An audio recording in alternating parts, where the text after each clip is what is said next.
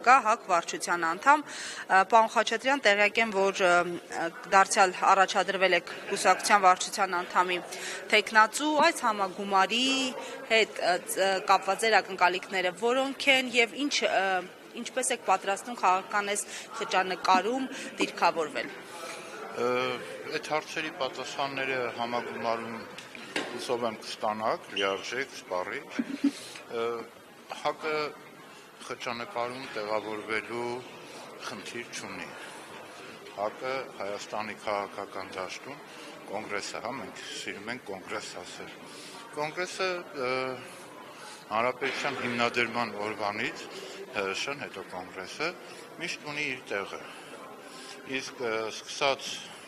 96 թվականից կոնգրեսը միշտ դավանել է խաղաղության օրակարգին եւ այսօր տարօրինակ մի երևույթ է նկատվում իշխող ուժի կողմից, որը լինելով գլխավոր պատերազմի կուսակցության ներկայացուցիչը, ամենաաղետաբեր ներկայացուցիչը, այսօր ինչ-որ խաղաղության օրակարգերից է խոսում։ Ես կարծում եմ, որ այս համագումարով մենք նաև արձանագրենք իշխող կուսակցության պատերազմի ու պարտություն կուսակցություն լինելու հանգամանքը եւ որ կոնգրեսը միակ ուժն է եղել, որ մշտապես խոսել է խաղաղության օրակարգից եւ իր բոլոր գործողություններով նպաստել է խաղաղության հաստատմանը։ Պարոն Խաչատրյան, եւ դուք խոսեցիք այդ խաղաղության օրակարգերի մասին, ինչու այս պահին, մինչ այս պահը փաստացի այլ ուժերի մոտ չի ստացվում ամրապնդել այն վստահեցումը հանրային լայն շերտերում, որ ամենևին Փաշինյանի առաջարկած խաղաղության հակառակը պատերազմը չէ, այլ օրինակ արժանապատիվ խաղաղություն, ինչի մասին նաև դուք եք խոսում։ Տեսեք, մենք իսկապես մեր ծրագիրը միտված է լինելու հենց համոզելու մեր ժողովրդին, որ այն խաղաղությունը, որից խոսում է Փաշինյանը, դա բնավ խաղաղություն չէ, որտեղ մենք չունենք մինչև այսօր առարկայական որևէ արդյունք, որը կարող էր մեզ համոզել, որ իշխող ուժը մեզ տանում է դեպի խաղաղության։ Ընդհակառակը, իշխող ուժի պարտվողական շարունակական կապիտուլյացիայի քաղաքականությունը ամեն օր ծնում է նոր պատերազմի վտանգներ։ Մեր այս քարոզարշավի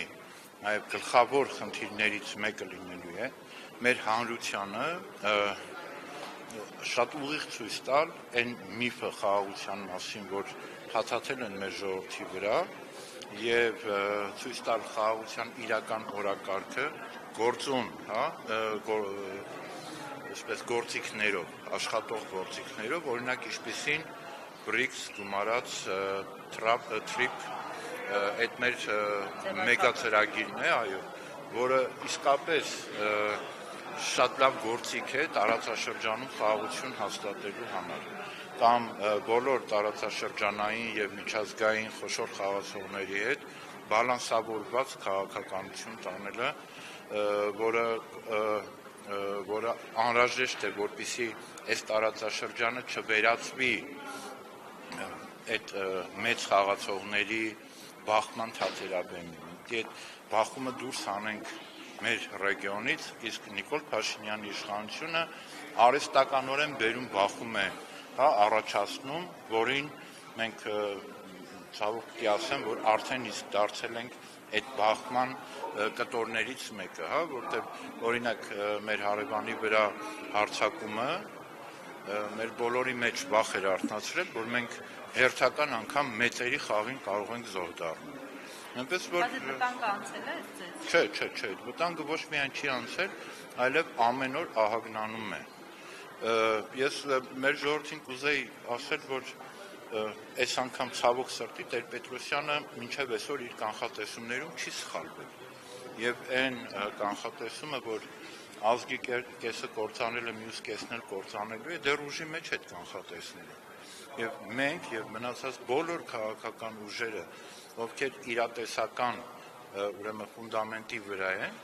այդ բոլոր քաղաքական ուժերը մեր ժողովրդին կարողանան համոզել, որ այս իշխանության պաշտոնավարման շարունակությունը հանգեցնելու է այդ, ինչ ասեմ, սարսափազդու հեռանկարին։ Շնորհակալ եմ։